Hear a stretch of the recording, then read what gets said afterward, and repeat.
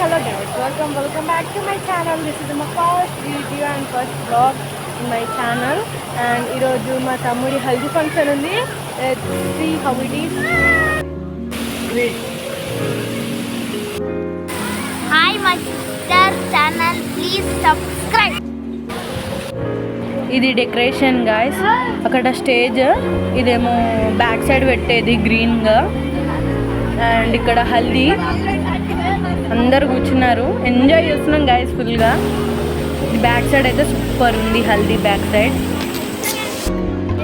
ఇది హల్దీ ఐటమ్స్.